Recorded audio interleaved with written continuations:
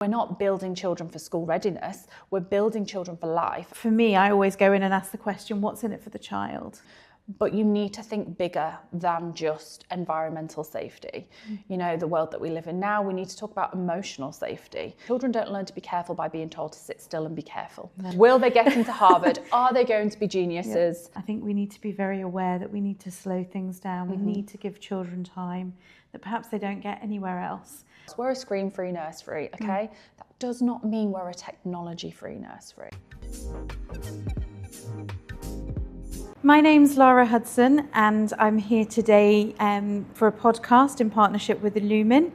And I'm really pleased to be having a chat today with Laura Barton-Toyne from Yellow Kite Nursery. So would you like to introduce yourself, Laura? Hi. We are good friends, we know each other well from the industry. I'm Laura, I currently work at Yellow Kite Nursery. I've been in Dubai for over a decade now.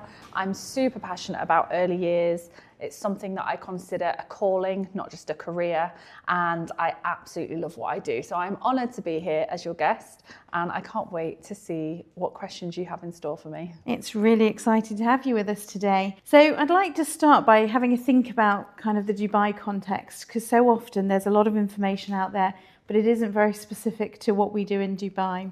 So obviously you've mentioned you've been here a while now. You're in what I would say is a leading early years setting. Your practice is incredible.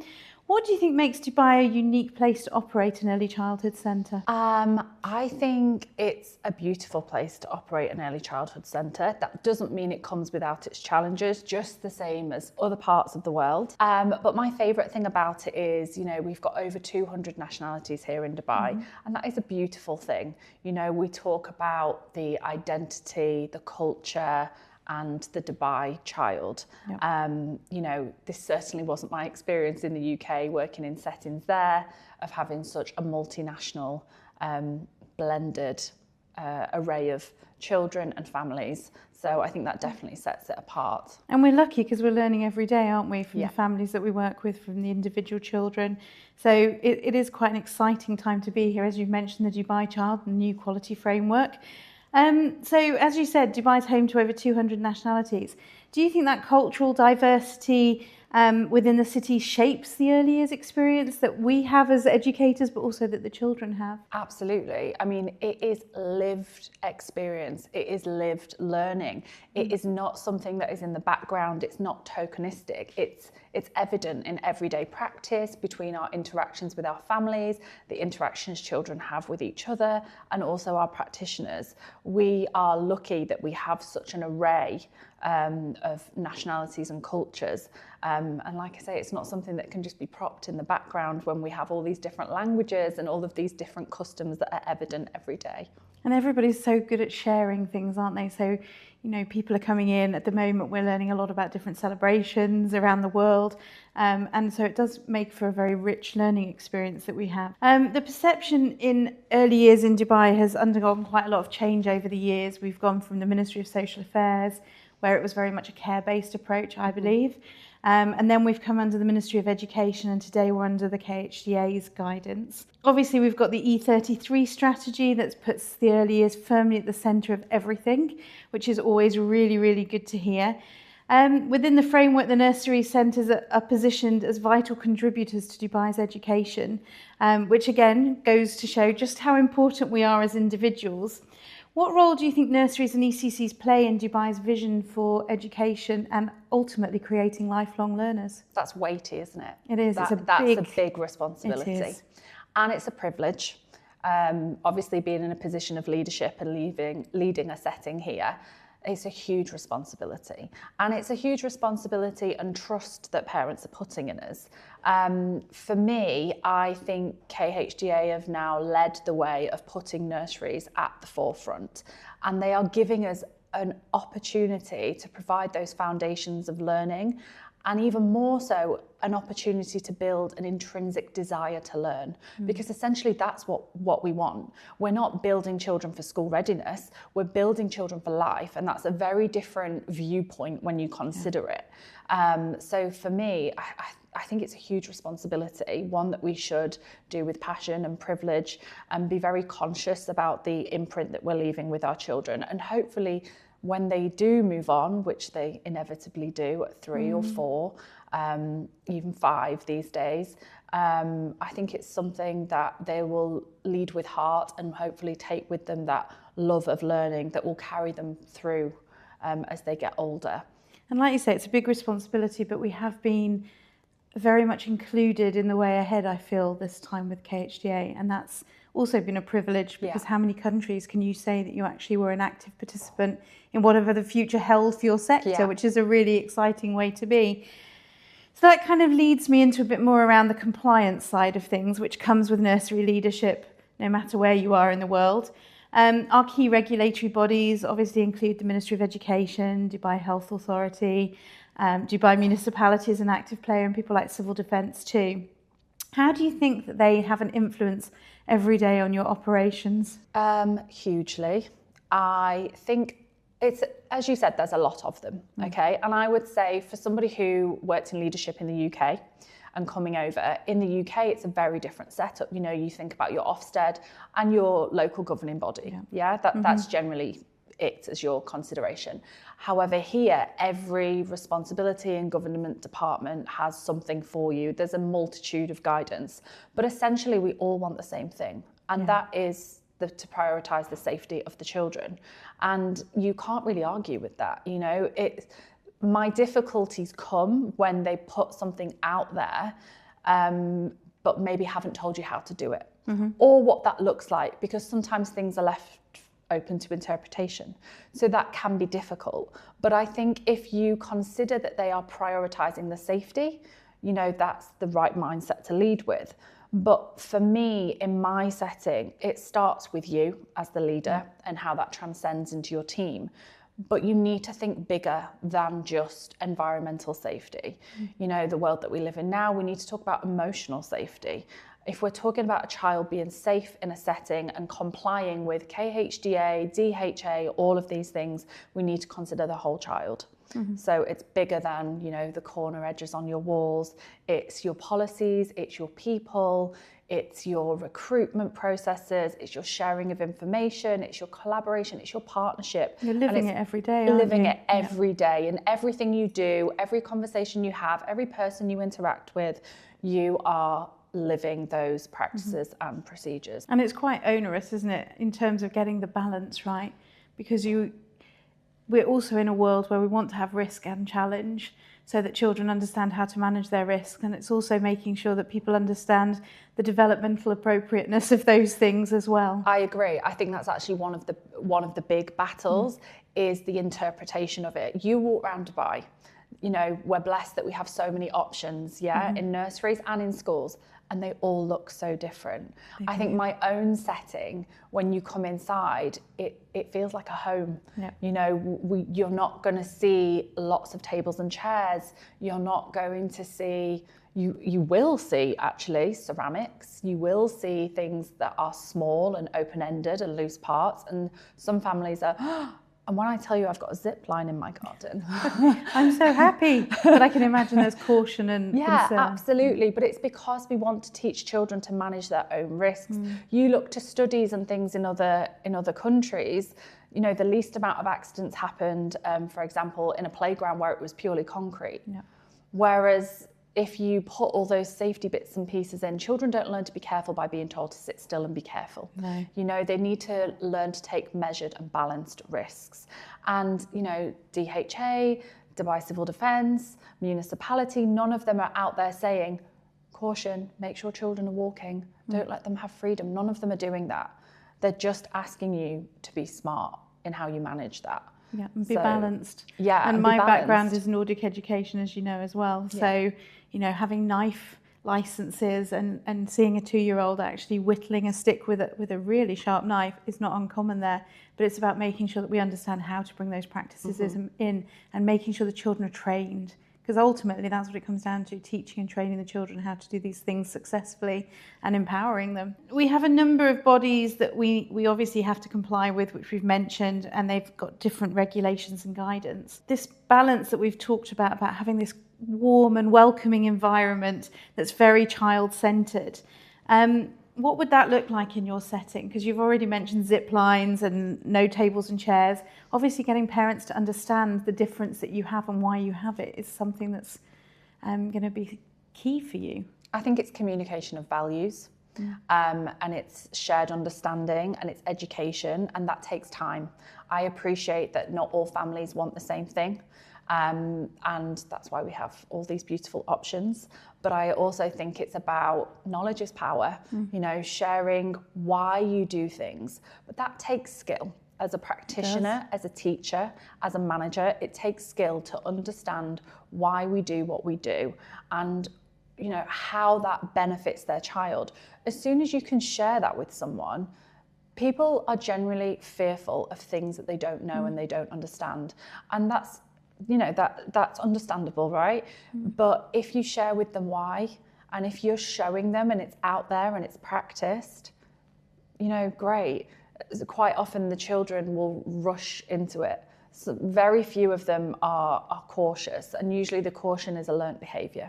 Yeah, very much so. Yeah, parenting. Yeah, it's parenting. And intrinsically, children are curious and they're active and they want to go and explore what risk has to offer them. So I think, and also giving parents the opportunity to play and experience that it. was going to be something I was just about to ask Yeah. you. Do you actually bring the parents in to actually experience it themselves? Because often it's so far away from how they were brought up and their early years education. And I think that's something else when we go back to the beginning of this conversation that we started and we were talking about the mixture. You know, education has come a long way, but equally it hasn't as well, especially when you look to more formal education in schools. They perhaps have less freedom than what we do in the early years, which why for me it's even more important to give them that opportunity. Now our drop-off and pick-up times, for example, especially this time of year, are happening in the garden. So how lovely. Yeah, how wonderful to be outside in nature and to be outside observing their children doing these things. And that kind of seeing it firsthand changes lives, doesn't it? Yeah. Especially with young children, when you can see the wonder and the awe in everything that they're doing, it underpins everything you're saying to them, I guess. So we've moved on now and we're talking a little bit about the families and the community in which we operate. And you've mentioned already things like the Dubai Child, where we see huge emphasis really on family and community involvement for early years. We know here that parents have a clear understanding of the importance of early years now. We've seen that evolve certainly over the last few years. But often this is very based, as we said earlier, on their own experience in their home countries. Do you feel that parents' expectations in Dubai currently differ from those perhaps in your experience in the UK or what we see in other countries? I think, yes, massively. I think we're very privileged in Dubai, especially compared to some of my own previous experiences in the parts of the UK that I've worked in as well. But I think some of it, there is a huge amount of pressure on parents these days. Yeah. I'm a parent, my son's 9, and I can tell you now, I didn't know 9 years ago what I know now. Okay, so hindsight's a wonderful thing. I think parents receive pressure when they're choosing, do they go to nursery, do they not go to nursery?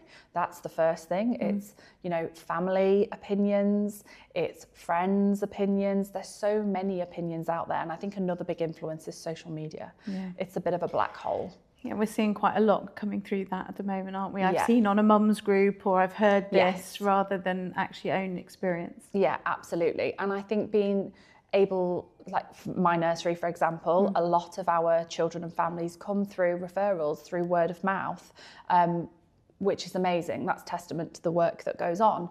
But I think it helps parents as well get an honest an open view of what happens at the nursery. But there is so much pressure on a parent to make the right decision to, you know, is what they're doing going to benefit their child? Will they get into Harvard? Will they get into Harvard? Are they going to be geniuses? Yeah. When actually, I always think to parents, and as a parent, you know, I had to go through choosing a school, and we've got lots of parents in the same situation now. And it's the same applies when you're looking for nurseries. Trust your gut. Walk in, have that feel. Yes. What does it feel like? Because we always say, there's the famous saying of, you always remember how someone made you feel. Yeah. So it's the same applied when you go into a space. Does it feel like home? Because your children might be spending a lot of time there. Trust your instincts. And then obviously the next natural conversation that comes from it is which curriculum. Yeah. And obviously your nursery has a very specific curriculum, and how that feeds into schools. And there's a lot of confusion with parents around what different curriculums mean, what they lead to, what options they provide for their children. And I think that in itself is a bit of a minefield. And how do you know when a child is 3 whether they're going to be arty or sporty or academic? So having so much choice is fabulous, but it also is something you have to navigate as a parent, and often with no family here as well, because in the UK, you know, if we were at home, our parents would be guiding us, your siblings would be guiding us, and here you don't have that same network. So like you say, it is very opinions based. Yeah, families are very nuclear here. You know, it tends to be just your immediate family at home. And nurseries are so much more than, or my nursery especially, is so much more than just education. It's a community. Just this morning, I've come straight from our, you know, Coco and Carol's event to this. So all morning, it was just a hive and a buzz of energy and families together. And, you know, we've got parents having conversations of, oh, well, I was actually lived on the same street as you when I was younger, and all these kind of things. It's really, really lovely to see. But when you're talking about your child, obviously nursery is the foundation, and then you're moving forward. We talk a lot about outcomes for children. We talk a lot, when we're talking about curriculums, you're essentially talking about outcomes, the measurables. You're talking about, you know, taking a framework and how that applies to your child. Children don't work like that. No, they're very much individuals. They're so individual. And don't we preach, you know, you're individual, no one's more special than you. Being you is your superpower. But then we want to pick them up and drop them into a framework that's supposed to work for every child. I think what you need to shift your mindset to when you're looking for nurseries and schools and things like that is, how is my child best learning? And that's what's special about my own nursery. Curiosity Approach is not a curriculum. Your child is the curriculum. How your child learns is what's very unique to them. So some children are, you know, a bit more active. They need a bit more hands-on learning. Some children are very studious and like the more self-guided and those kind of more structure in place. You know, it's about having a talented teacher. And unfortunately, you know, when you go into schools and nurseries, you don't know what you're going to get. You just have to trust from what you see and what's demonstrated and what's spoken about that you're going to get the best for your child. We all want to go in there doing our best, don't we? And it's quite interesting, you said what's spoken about. And so often, I've been very lucky, I get to go into nurseries quite regularly. And so often what's spoken about is buzzwords. You've got somebody that's almost read the manuals and then going and giving you verbatim what was in those books. And I think it's so important that actually when parents are looking, or even when staff are looking for jobs, for example, they go in and, like you say, they feel it, they live it. You can see what's being said to you actually in action. And for me, I always go in and ask the question, what's in it for the child? So you're telling me you're doing all of this, but what's actually in it for the child? Are we doing it because we think it's a tick box? Or are we doing it because, as you say, there is going to be a really positive outcome or a learning opportunity for that individual that is tangible, I suppose? And so often that's not always the case, is it? I agree. And I think one of those key examples when you're talking about learning and things like that is phonics. Yes. What that looks like. It's very sometimes it can look very instructional, and the same with numeracy, especially when you're looking at your, you know, the EYFS, for example, is made up of the 7 areas of learning, and numeracy and literally fall into those specific areas. And when teachers sometimes execute those, they can be kind of executed a little bit archaically, you know, with this is what we're doing and this is your outcome. And there's not much room or stretch in there. Like, this is your sound and this is how we learn that sound. That's not going to work for every child. And where is the joy in it? You want children to enjoy their learning. Or when you hear in a setting, you know, we don't teach ABCs, and then you walk into a classroom and it's literally the freezers around the wall and every tray and every worksheet. And we know children don't learn like this anymore. Why are we still pushing this agenda? So I do think it's really important that, you know, leaders reflect, teachers reflect on what their beliefs truly are, and actually what they're putting into practice, because often they're very, very different things. They're often at odds with each other. We've talked about your lovely morning with your cocoa and carols. So obviously parent partnership is really, really important to you. But how do you think that, how do you go about actually building that when you've got so much diversity? And what would you share as top tips for somebody perhaps as a new manager or perhaps changing settings that has to go back to square one and build those partnerships? I've done both things. I've been the new manager, I've moved settings, and it's hard. It is. And I think you need to present as your honest, full self. There's no point trying to pretend to be something that you're not. And give people your time and be present. It's no good just being a name. You know, you need to be present and you need to take time to meet people. And I think it starts from the moment a parent comes through your door. As soon as they're coming for a tour, for example, some people, I feel like some managers start off with the hard sell. And I know nurseries are a business and I know schools are a business and I totally understand that. But they are a family. They are a person. They're probably very nervous, some parents, about being there. And I think it's just slowing down and taking that opportunity to be like, hi, I'm Laura. So nice to meet you. Welcome to our setting. How do you find yourself here today? Or what are you looking for? I think opening it up. And being okay to say perhaps what I'm offering might not be for you. Because I know that if you're a parent that's looking for homework and very academic outcomes, ultimately that wouldn't be your setting. Probably wouldn't be one of my settings at any point either, because that's not what we sell. We sell quality early years, and we know that, you know, like I said earlier, worksheets and things are not quality early years anymore. Research has shown us that.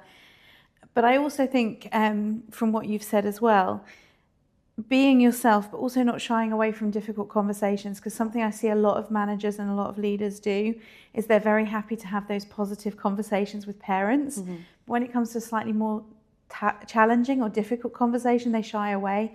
And ultimately, parents respect you for the good, the bad, the ugly, the strong times that you have together, but also when they need you most. So what kind of thoughts do you have around that? I recently did a session with my own team because as you go through the years, your challenges change. I've been a manager for a long time.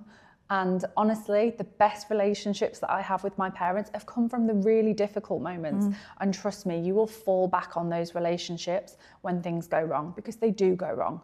You know, children have accidents. A parent might have had a bad day. We're all human, okay? But for me, what it comes down to is your own awareness and your own emotional regulation. Having that control, that maturity, that reflection to be able to take a breath and be like, I'm going to step into this. And be honest, be open, not being defensive, and being open to listen. I think listening is a super important skill. And being able to perhaps go and make a cup of coffee if you think they need time to just calm down and come into the conversation as well. So reading situations is a huge skill, isn't it, in what we do. We know that sharing progress is something parents are always very, very keen to see. And centres communicate that in different ways. Some of us look at developmental milestones. Some of us are very child-centred, like you say, and they literally look at where the child is, where they're going. And while it is developmentally backed, it's perhaps more specific to that individual rather than a framework, as you say. How can we share with parents what's important at an age and stage appropriate? Because so often what we know is age and stage appropriate is slightly off in perhaps a parent's view, or they don't quite understand how things progress, that rate and sequence that we know. And how can we give context to what that then looks like in teaching and learning? So much. I know, it's such a juicy one, that one, isn't it? That's juicy. For me, first of all, put your bias aside, because you're in a privileged position where you're educated around early years and you've maybe got different experiences. So before you interact with anyone or have any conversations, there should be no judgment, no bias. And you should lead and see that as an opportunity to discuss. Again, for me, it starts with relationships. Having that relationship there is really important when you're talking about children's learning and development, especially if it's not going as maybe that parent had in mind. Yeah. Okay. That's usually the more challenging conversation. That's the more challenging one. However, there's a lot of joy in sharing, and that is where you can strengthen your relationships. So for me, the sharing of information will always be most important to do in person, whether that's at pickup or drop-offs or events, meetings, stay and plays. Nurseries have, multiple different ways to do that. But we also have to realise that we're in a very busy society. We don't always see parents. Sometimes we get drivers or nannies. Language can be difficult as well. The amount of times I've had parents come and there's, not a lot of English there sometimes, but you find a way. That's where we use Illumin to, Illumin comes in for us as an app, and we do have the app in the nursery. And it's pretty seamless for parents and teachers. It allows them to share those photos, observations, allows you to track a child's journey. But also for me, one of the things it has is translation. That's a game changer. Being able for parents to communicate with you. Also to be able to send voice notes and things like that on it is really helpful. It helps. Personalised as well, isn't it? Very personal. Yeah, it's much more personalised than just tagging and things like that. Being able to share that is so helpful. And also it's helpful for teachers. Because they actually can see it very visually, can't they? And I think being able to do a gap analysis at a push of a button can be a game changer for anybody, because then you can actually go back. And I know that from a leadership perspective, those gap analysis tell me also my CPD requirements, because if you've got, 2 or 3 classes of 2 to 3 year olds and you notice that one, the maths is really behind, then I can start to drill into, is it a teacher issue? Is it really that, perhaps a provision in there isn't as it should be? Is the planning off? I can start to look at that a little bit more. So that's quite an interesting point that you make there. So we've kind of covered parents, and now our key thing in all settings has to be our staff, and ultimately the way that a setting is led. We know the impact of leadership on the team, on the children, on parents. And we know that Dubai, by its very nature, has always been quite transient. A lot of us here, and it's an all-female sector. We come here with our husbands. In my case, I was promised 2 years. I've now been here 2 + 20. Famous last words. It is. It's the famous last words. And so what do you believe effective recruitment looks like? Because ultimately that's when we first bring in the quality into our team. And how do we make sure that when we're carrying out our induction, we're very clear on our expectations, because you don't want to mislead a staff member. And also that's your chance really to work out if they're not for you as much as if they are for you. And then something that's always been important to me is actually bringing them into your team culture, because one bad person can create a lot of problems in a team. So how do you bring that about? And do you feel that there is a change at the moment in terms of demographics, particularly post-COVID? I think we've seen a lot of change. Dreaded COVID has to come up in the conversation somewhere. How have you seen that change the landscape here? Recruitment is always one of the hardest jobs in leadership, in any nursery that I've worked in, especially in early years. It's really difficult. I think it's really difficult in our setting as well, because it has a unique approach to learning. But for me, one thing I always focus on, and I'm very clear about, is our values. They are front and centre, and that is what I'm looking for, is a shared value. With regards to safety, that is always a priority. And again, there's been changes in the sector that really help and support that, especially around references and police checks and a barring system. We're now seeing a shift that's aligning more with the Western side of the world of how we manage recruitment, which I think is incredibly important. And upping our safeguarding measures is huge for us. And it actually means we can legitimately move things forward as we would need to, and make sure that other settings don't have any impact from us letting somebody go that perhaps isn't up to the mark. Absolutely. But it's quite interesting, because obviously your setting and the curriculum is slightly different. So when somebody comes in, you need somebody that's willing to learn, quite open-minded. You mentioned safety. Your interpretation of safety may be slightly different to somebody who comes from a different curriculum. Absolutely. Because like you say, you've got ceramics, you've got items in there that children do need to learn how to use safely. How do you feel that influences as well? For me, when I'm looking at people's CVs, I don't want to see, oh, they've got their level 3 and they did that 3 or 4 years ago. I want to see what people are learning now. I want to see that they've got a continuous, that they are prioritising their own CPD, because for me that is important.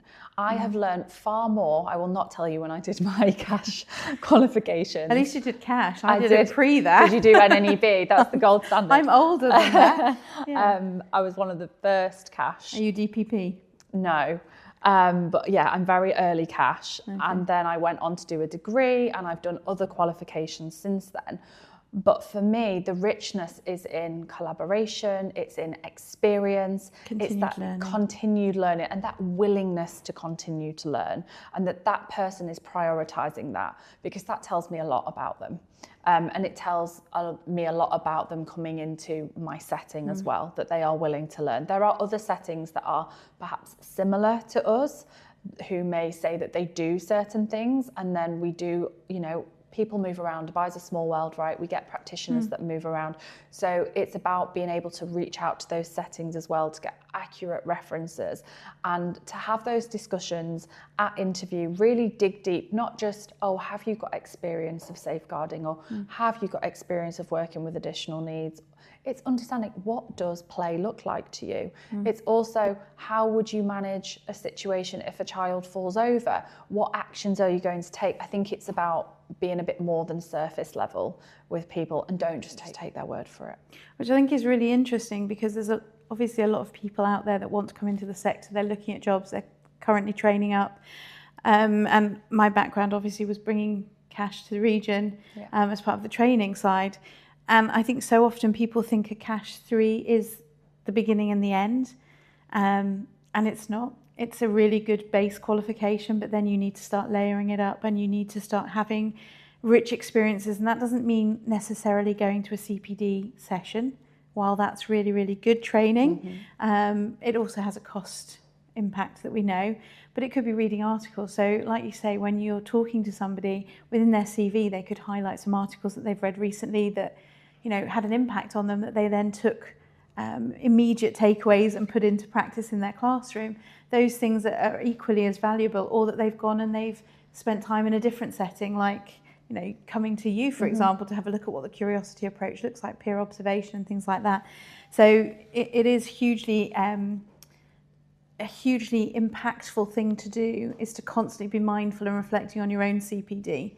And I think as leaders, that's something we also need to be mindful of, because often we get to that role and we're so busy we forget ourselves. So can you give us something, and this is totally kind of out of it, that you've done recently that you've really felt was beneficial for you as a leader? Lara knows, as you've worked in the training sector and things before, that quality of training is very varied as well. And I think I will tell you what I've been to and what I enjoy, and where you can find some free resources, because I think that's really helpful and important. But I think we need to, as managers and as leaders, you can't just put your staff on the training that they say they would like to do. No. I think that's important, and it needs to be said, because 9 times out of 10, I will ask my staff, what training would you like? Oh, I would like special educational needs. Okay, well, we could do that, but that's not going to solve all your problems that you think it's going to solve.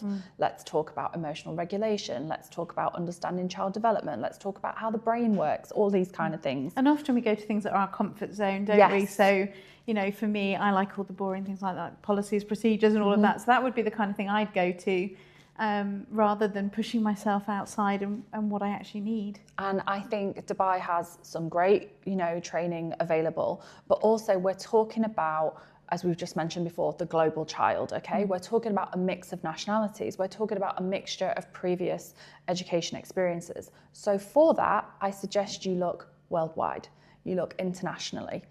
I have done some stuff with New Zealand practitioners. I was going to say that's one of my favourites. Yeah. Same. Te Whaiiki is part of the curiosity approach, and the curiosity approach is always a place that I will go. I'm a qualified practitioner as well as an accredited setting. We've done HUGAR accreditations, all sorts of things. It's an ongoing. It's not just something that we say we are. It's an ongoing sort of value and belief system that you have to continue to train in. And I will always dip into their resources, whether that's, you know, New Zealand, Australia. I also really like looking into Emmy Pickler when we're looking at Hungary, especially when we're talking about babies. Most recently, I went to Dr. Aaron Bradbury's conference session, which was wonderful. And he was so passionate about play. And I think sometimes the simplest things get forgotten about. You know, you might think, oh, well, it's just play. No, no, no. Play is really important. And he has a wealth of resources on his website that's completely free to download. So by all means, go and check it out. I've also really enjoyed learning from Ben Kingston Hughes when we're talking about joy and the brain. And you'll probably hear me say a few male names because that's not something that's necessarily represented in this region, but it is out there. And they do bring something different. They do see early years in a slightly different way. And it can be quite refreshing to see things from a different angle, can't it? Yes. Thank you for sharing some of those tips. There's been lots of discussion in groups again recently about the importance of CPD, and we've obviously talked about that and making sure that you get the most of it. You've talked about a couple of really kind of quite well-known modern theorists, I would say they would be classed as. Who would you highlight and signpost if you had to pick one person that you feel at the moment makes a difference to early years, and we're signposting new practitioners? Who would you signpost them to? I'm going to go old. Okay. Because we've just talked about her.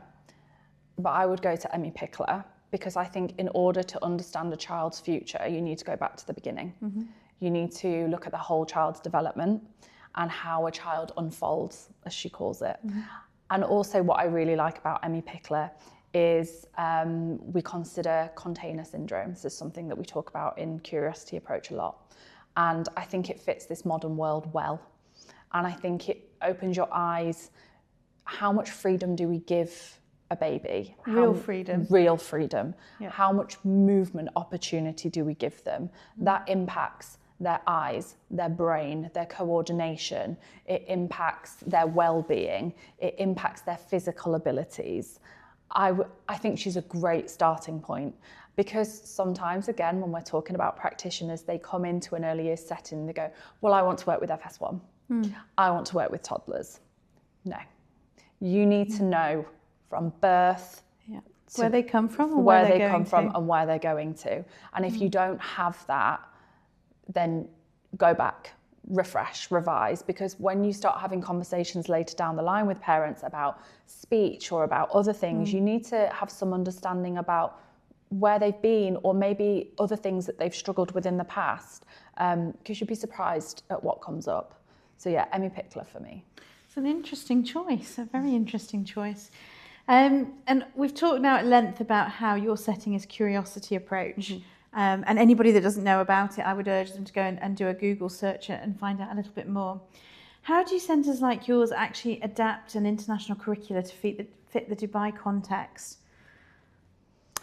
Honestly, don't overthink it. It's really not as difficult as you think it is. Play is an international concept. Childhood is pretty much an international concept, okay? And like we said before about letting children lead the way, we have great guidance out there from all of our, you know, government entities and departments. It's already there, the writing's on the wall. And I think it's about strength in what your strengths are as well, because not everybody's good at the same thing. And that's great. Is that not wonderful? Is that not what we want? We need diversity, and your staff need to have diversity as well. Not all of my staff are super amazing and creative in, say, arts and crafts, for example.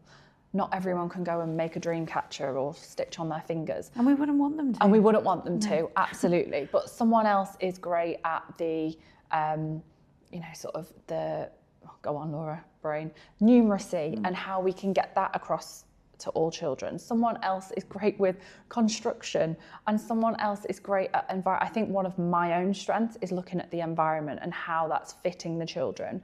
And another strength of mine is inclusion. And I think it's amazing to be able to have a multitude of skills. And when we're looking at what the requirements are and what's important in Dubai and in childhood, it's pretty similar things. And I think if you look at Maslow's hierarchy of need as well, that's, you know, it starts with care and you work your way up, right? You work your way up the pyramid. And then you add in your parents and you build your community. It's a very holistic approach. And what you've talked about there, I think comes down to one thing. It comes down to giving time and space to children, to practitioners, to families.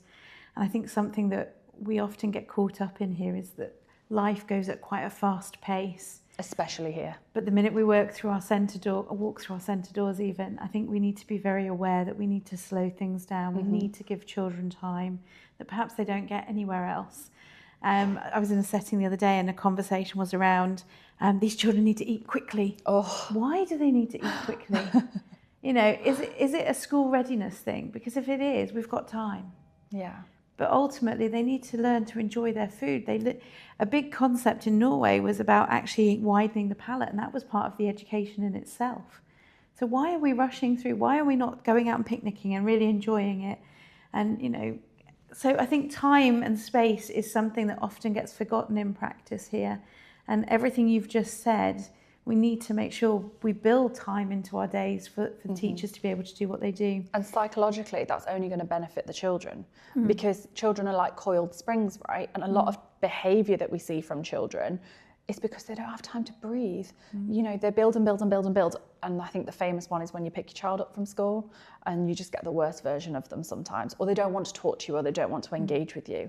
You've got to think about how overstimulated they might be and have they actually had time in their day to unwind. It's an absolute privilege to be able to do what we do and for it to be joyful, because I can hand on heart say that every single day there is joy in my day. Not many people get that privilege. No, you're That's very, huge. very lucky. But also for practitioners to have it. We came into early years for very specific reasons. We wanted to have time with children. Yet why do we seem to kind of race through every part of our day? And I always want practitioners to really enjoy what they do, because ultimately if they enjoy it, the children will come away with completely different experiences. So you're absolutely spot on. You do need to look for those moments every day where you can celebrate things. We see innovation coming out in every aspect of Dubai life at the moment. It's one of those buzzwords. What approaches do you see coming through in early years that are quite innovative at the moment? I mean, obviously AI and I was going to say, systems. I've got three, to be honest. Okay. I think play is innovative. I think especially in schools, they're really trying to implement more play within their foundational departments, which is wonderful, and I'm very pro.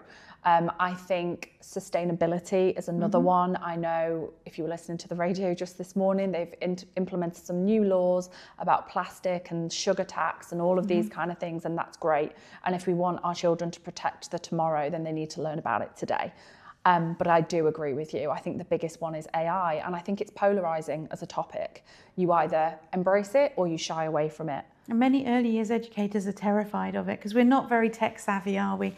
As a group, we're very hands-on, but we're not very tech-based, and AI will put fear in a lot of people. Yeah. I personally, again, I think it comes down to education. I am very lucky. Last year, I reached out to one of my parents who, you know, is head of tech at a school, and I said to him, hey, come and talk to me about AI. Come and teach my team. What can we learn from you? Because again, you're scared of what you don't know. And also I think it's that mindset of, you know, what do you associate technology with when you're talking about children? You go straight to tablets and phones and screens. And you go around many schools, many nurseries, and especially nurseries, even including ourselves, we're a screen-free nursery, okay? That does not mean we're a technology-free nursery. We're a screen-free nursery. And AI, again, people associate with screens, right? But it doesn't have to be that way. It really doesn't. And I think another element of technology that's important in AI is safety.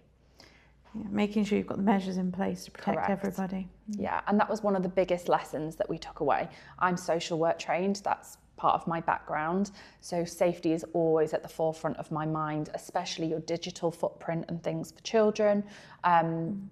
And I think it's about parents understanding AI, your practitioners understanding AI, what that looks like in your setting, and and how you can work with it. There's no point running away from these things. No, it's not going away. It's not going away. We just have to learn to live with and it. the longer you run away from it, the bigger that gap gets between what you know now and what you could know. You know, there's power in it as well. Personally, I love a bit of ChatGPT. I love a bit of Copilot. I think practitioners need to learn how to harness it, don't they? They and do. How to use it proactively to make them more efficient at what they do. And as I said, we were lucky enough to have that parent come in, and we did this last term 3 last year. Because we wanted to have a jump start on it. We wanted to see what that would look like for practitioners. And we're as diverse as our children are. You know, we all have our different challenges, and it can really support you in the workplace, especially with your communication, your translation, your understanding. So I definitely think there's a place for it. It's just working out where that fits in your setting, like you say, taking the time to do that. Our recent mandate from KHDA is to obviously implement Arabic language, which I think is going to be hugely beneficial, so that we can actually start a love of Arabic learning further down the age groups. And integrating play and bilingualism and this culturally rich environment.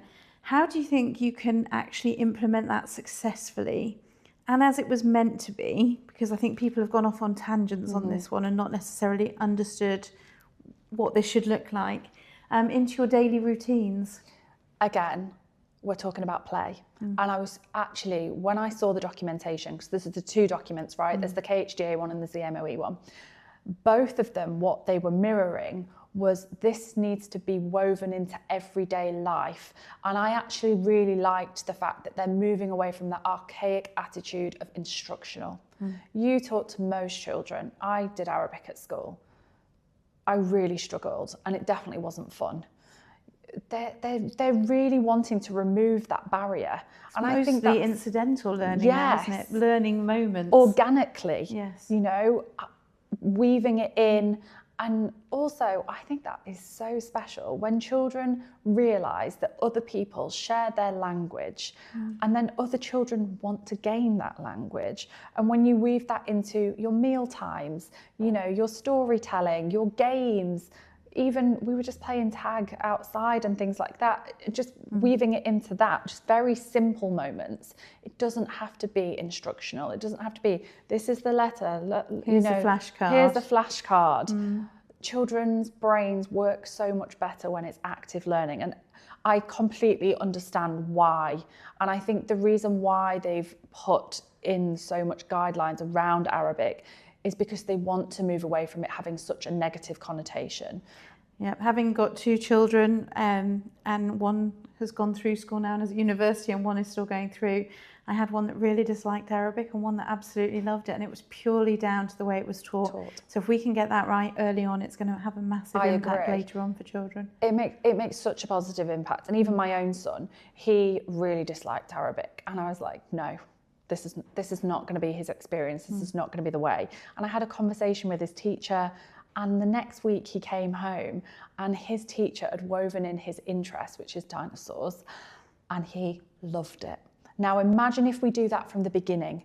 We're giving them a positive mindset to go into it with, and then it won't be as hard, hopefully, for the other teachers moving forward to be able to share Arabic.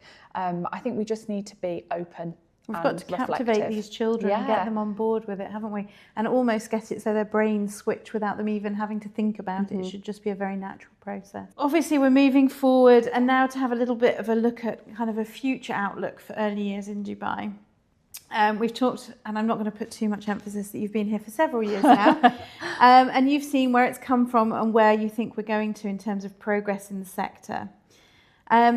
How do you see early years in Dubai evolving, or in the UAE, over the next decade? Personally, I really enjoyed my time with Her Excellency at KHDA.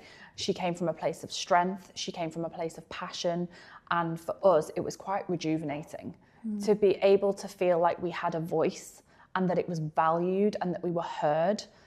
She was incredible. Like she was in it with us, wasn't it? It was very much felt that we were all in it together. It feels like we're coming now to a place of unity and a place of strength and a place of cohesion. We've seen a huge amount of growth within the education sector, of new schools and new nurseries opening all the time, and that's never going to change. But I think what is changing is the quality expectations. and the cohesion across the board of these are the expectations. I think, I'm hoping from what was said, there will also be a lot more collaboration. Because I think, like I say, KHDA have set the standard to the other government entities of working with early years and education, of this is, you know, bring people together.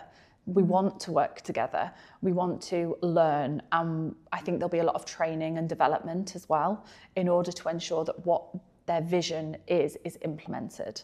You know, we already know that, you know, there's potentially 100 new schools over the next 10 years. That's exponential growth. And maintaining that quality is really going to start in the early years, isn't it? Making sure the children have those really strong foundations. What I thought was quite interesting about the quality framework, in Dubai, there's a lot of ECCs in different places on their journey. And what felt quite refreshing was that everybody could access that quality framework at the level that they're at and be able to then see how they can move things forward, which I think is very much needed here. I'm a big believer that we have this diversity of settings because there's something out there to meet every family's needs. And as I say, every journey is slightly different from an ECC. So that for me was the refreshing thing. Where we go with that now, I think is very much in our own destiny. We can control that ourselves. It's been very much a go and take it away, go and have a look at it, come back to us with questions if you want to come and work alongside us. So like you say, that was really, really positive. And we've kind of talked a little bit about this. You've mentioned that you're screen-free but not technology-free. How do you feel that moving forward, as we do see more increased technology coming in, we can get a balance? Because what so many people are afraid of is what we saw a few years ago. iPads came in, oh my goodness, what's going to happen to handwriting? How do we balance this so that children get the best of what the future holds, but at the same time have those really strong foundations built in what we know is really good practice? We don't want children to forget handwriting, and we don't want weak hand muscles. And how can we balance that? I agree. I think there is not a place in early years settings, especially for iPads and these kind of things. I think give a child a voice recorder, give them a microphone, give them a torch. A camera to go and video their time. Oh my gosh. My new favourite purchase is an old school overhead projector. Oh, nice. The fun we are having with that. You know, there's so much learning there, and they take those skills, and as they move forward, you know, they have that at school with programming and circuits and all of those kind of things, and coding and all of that. You know, we've got coding in B-bots and stuff like that, right? But again, I think it's about being realistic. We're not asking you as parents to be screen-free. We're, as educators, prioritising that time. And it's okay if your child's got an iPad or a TV when you're trying to prep dinner, or you're on calls, or we wear multiple different hats, don't we, Lara, as parents and as women and as practitioners. So we're very realistic. But I think if you take away the ideology that it's bad and it's something that you shouldn't have, you take the pressure off yourself. You're also very much changing the message that you're giving to your child, and also educate ourselves around safety with technology. I'm going to emphasize that again, because I think it's a moderation, exactly. And balance comes from moderation. Be a bit kinder to yourselves. I am a bugbear for iPads in restaurants and meal times and all that kind of thing. But I also understand it. I remember the 18-month, the 2-year-old that just would not sit still while I was just trying to eat a meal or have a coffee. But as long as your majority is rich and broad and hands-on learning, I think that's okay. And you mentioned a minute ago about things like the B-bots. And I think as well, it's about understanding how you get to a B-bot. And it's understanding, you know, that before that you could talk about positional language, and I'm going to move forward or backwards. So again, there are blends that can be had so that you do get those rich, almost necessary learning experiences before you put technology into place. So it is about getting that right. I'll give you an example. So in our baby cottage, because we take children from 45 days, we have technology, but that looks like old TV remote controls. And then as you move through, like you say, you might have magnetiles. You know, they're connecting, they're sticking together. There's a force that technology, it's a mindset, right? And then you move through again and you're talking your positional language forwards, backwards. It's your games, you're doing it with your body, and then it might be them giving the instructions, and then you move on to your programming and things, right? So it's a journey. It is, but it's understanding your pedagogy and your own interpretation of where that goes, and ultimately child development, because it all comes down to understanding what's age and stage appropriate, doesn't it? So if you could change one thing, and this is a really big question. Only one? If you can change, well, if you want to change more than one, you can, as long as you can justify them. Okay. If you could change something in the current system and the way that the early years sector is working at the moment here, what would you change? A word that keeps coming to mind is cohesion and respect. Cohesion in the sense that in order to move forward, we have to work together. And I think that goes from government entities, which have made a fantastic start with what we've been seeing. And that goes into nurseries and practitioners and teams. That also leads into schools and nurseries. And when I talk about respect, I mean respect for play, and I mean respect for early years. I do think we've come a long way. I think when it was COVID, people didn't really have respect for early years until it was taken away from them. And then they had the appreciation. Wow, we really need you guys. People got it. Yeah. People got it.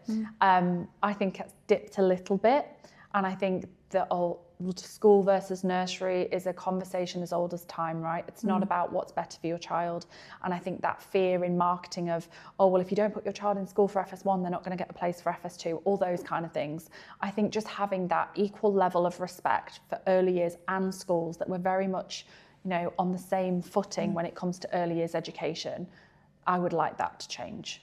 So that's your big change. Did you have anything else? Because I know that when we've talked previously, you've had other little bits and pieces.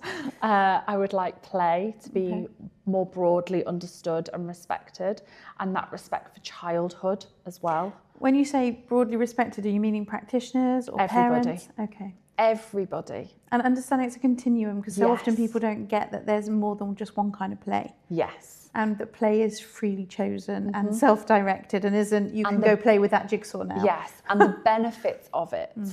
And yeah, just having that respect for the child and their childhood.